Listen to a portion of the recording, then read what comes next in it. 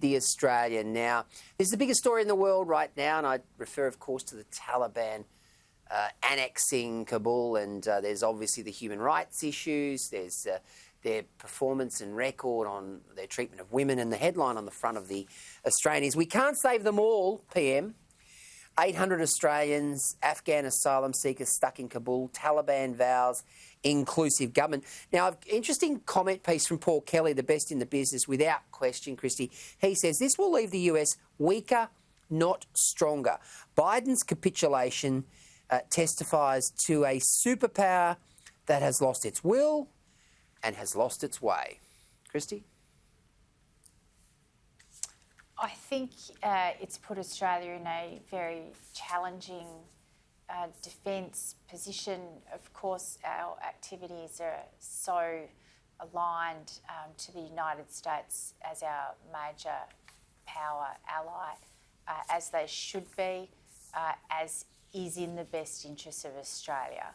So we have to watch very carefully how the US administration maintains any sort of intelligence operation to try and gain any semblance of a way forward in Afghanistan that is stable, and how they negotiate with the powers in the region, including Russia, including Pakistan, and including what's left of the democratic forces in Afghanistan, and the position that places Australia in. It is tragic, it is heartbreaking for Australia's Afghani community, but we must not lose sight of the fact that thousands of Australian men and women put on their uniform, went to Afghanistan to protect the freedom, to protect democracy, and to ensure that women and girls have a voice in parts of the world that they did not have. And sitting here in Perth, we're an SAS town here, and there's a lot of families deeply affected by this tonight. It's interesting too on the age, Kristy.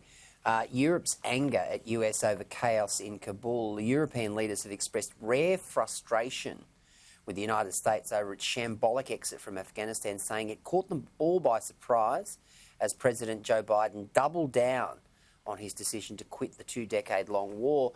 The other factor here too, Kristy, earlier tonight we saw comments from China saying that they would embrace the Taliban administration. I don't know what sort of game they are playing there. Very dangerous words from China.